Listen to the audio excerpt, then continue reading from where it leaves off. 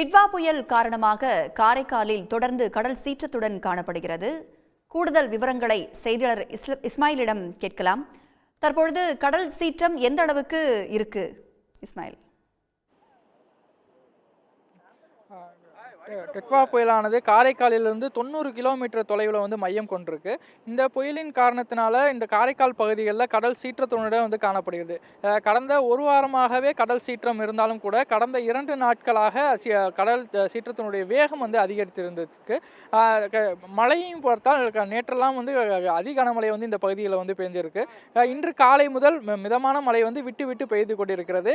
மழை சற்று குறைந்திருந்தாலும் கூட கடல் சீற்றம் அதிகரித்தே காணப்படுது. மீனவர்கள் யாரும் கடந்த 10 நாட்களுக்கும் மேலாக கடலுக்கு மீன் பிடிக்க செல்லாத நிலையில் தான் இருக்கிறாங்க. இது குறித்து இந்த கடல் சீற்றம் குறித்து இந்த பகுதியை சேர்ந்த மீனவர்களிடம் கேட்போம்.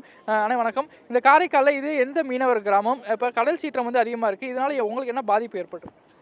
இது காரை மாவட்டம் காளிக்குப்பம் கிராமம். இங்கே கடல் சீற்றம் சுமார் ஒரு 10 நாளாக கடல் சீற்றம் அதிகமாக இருந்திருக்கு. யாருமே இது வரைக்கும் தொழிலுக்கே போக முடியல. இங்கே பாரம்பரிய நாட்டுப்படகுகள் சுமார் ஒரு 70-80 நாட்டுப்படகு இருக்குது. யாருமே தொழிலுக்கு போகாமல் எல்லாம் மேட்டை நிப்பாட்டி வச்சுருக்கு. அது மட்டும் இல்லாமல் இந்த குறிப்பிட்ட தூரம் தான் எங்களுக்கு போய் போட்டை நிப்பாட்டுறதுக்கான இடம் வசதி இருக்குது. இடம் வசதி எங்களுக்கு இல்லை. இப்போ இந்த இடம் வசதி இல்லாததுனால இப்போ நம்ம ஊர் மட்டும் இல்லை, பக்கத்தில் உள்ள ஒரு கிராமம், மண்டபத்தூர் கிராமம், அக்காமட்டை கிராமம், காளிக்குப்பம், இந்த 3 கிராமத்துக்கு இந்த ஒரு வடிகால் வாய்க்கால் தான் இங்கே இருக்குது. அப்போ எங்களுக்கு ஒரு மினி ஆர்பார் மாதிரி இப்படி கல் கொட்டி மினி ஆர்பார் கொடுத்தனாக்கா எங்களுக்கு அந்த 3 கிராமம் சேர்ந்து அங்கே போட்டு உள்ளே போட்டு வசதி இருக்குது. இப்போ நீங்களே பார்க்கலாம், இப்போ கடலுக்கும் நாங்கள் வச்சுக்கிற போட்டுக்கும் ஒரு 50 மீட்டருக்குள்ளே தான் எங்களுக்கு இடம் வசதியே இருக்குது. போதுமான இடம் வசதி அதுதான், அதுக்கு மேலே எங்களுக்கு இடமே கிடையாது. அப்போ அது நேற்று பாருங்கள் கடல் சீற்றம் பயங்கரமாக இருந்துச்சு. அப்போ வெள்ளப்பெருக்கிறது ஒரு போட்டை இடித்து போட்டு டேமேஜ் ஆகுது. அதை திருப்பி வைக்கிறதுக்கான இடம் எங்களுக்கு வசதி இல்லை. அந்த மினி ஆர்பார் இருந்தால் தான் தொழில் எங்களுக்கு பண்ணி அது உள்ளே போய்ட்டு நல்லாயிருக்கும். அதனால அதுவும் தொழில் போக முடியாது. இது வரைக்கும் சுமார் ஒரு 10-15 நாள் வீட்டிலே தான் இருக்கும். காற்றினுடைய வேகம் எப்படி இருக்குது? நேற்றெல்லாம் எப்படி இருந்துச்சு, இன்றைக்கி எப்படி இருக்குது? நேற்று காற்றினுடைய வேகம் சுமார் ஒரு 90-80 கிலோமீட்டர் வேகத்தில் அடிச்சது. இன்றைக்கி ஓரளவுக்கு காற்று வேகம் குறைஞ்சிருக்கு. இன்றைக்கி 30 அவ்வளோதான் இருக்குது.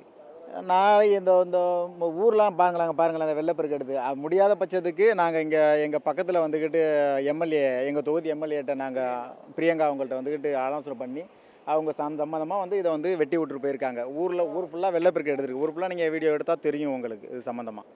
ஆனால் இப்போ காரைக்காலில் மொத்தம் எவ்வளோ மீனவர்கள் இருக்காங்க? இந்த புயல்னால எப்படி பாதிக்கப்பட்டிருக்காங்க மொத்தமாக? தோராயமாக காரைக்கால் மீனவர்கள் எடுத்துக்கிட்டாலே ஒரு 50,000 இருக்குமா? காரைக்கால் டோட்டல் மீனவர்கள் ஒரு 13 கிராமம் இருக்கும்.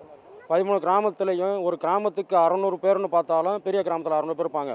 2 கிராமத்துக்கு 1200 பேர். எங்கள் சின்ன கிராமம் ஒரு 4 கிராமம் இருக்கும். 4 கிராமத்துலேயும் ஒரு 200, 600 பேர் அப்படி தான் வாழ்ந்துட்டுருக்கோம். இருந்த போதிலும் எங்களுக்கு எந்த இடையூறும் இல்லை. எந்த இடையூறும் இல்லாமல் எங்களுக்கு ஆர்பார் முக்கியம். போட்டுக்காரங்களுக்கு தூரத்தில் இல்லை, கடற்கரை அருகாமையில் இருக்குது. அதனால் எங்களுக்கு ஒரு மினி ஆர்பார் ஒன்று தேவை. அத்தியாவசிய பொருள்கள் எதுவுமே எங்களுக்கு கிடையாது. புயல் எடுத்துடுச்சு.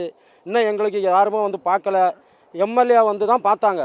பார்த்துட்டு சொல்லிட்டு போயிருக்காங்க, உங்களுக்கு நிவாரணம் வேணால் நாங்கள் முயற்சி பண்ணுறோம், முதலமைச்சர் சொல்லி முயற்சி பண்ணுறோம் அப்படின்னு எம்எல்ஏ மட்டும் தான் பார்த்துருக்காங்க.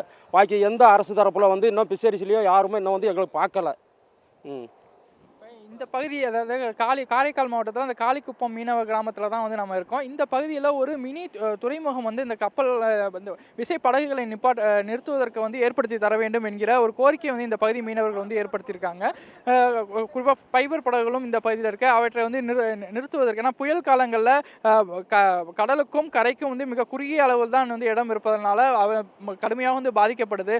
அதனால் இந்த பகுதியில் மினி துறைமுகம் ஏற்படுத்தி கொடுத்தால் எங்கள் அந்த ஃபைபர் படகுகள் மற்றும் விசைப்படகுகளை நிறுத்துவதற்கு ஏதுவாக இருக்கும் என்கிற ஒரு கோரிக்கை வைத்திருக்காங்க. கடந்த 10 நாட்களுக்கு மேலாக அவர்கள் கடலுக்கு செல்லாமல் இருப்பதால் அவர்களுடைய வாழ்வாதாரமும் பாதிக்கப்பட்டிருக்கு. அதனால் புதுச்சேரி அரசு அவர்களுக்கான நிவாரணத்தையும் விரைந்து வழங்க வேண்டும் என்கிற ஒரு கோரிக்கையும் அவர்கள் வைத்திருக்காங்க.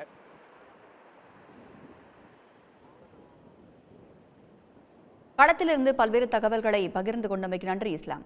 உடனுக்குடன் செய்திகளை தெரிந்து கொள்ள சன் நியூஸ் பெல் ஐகானை கிளிக் பண்ணுங்க.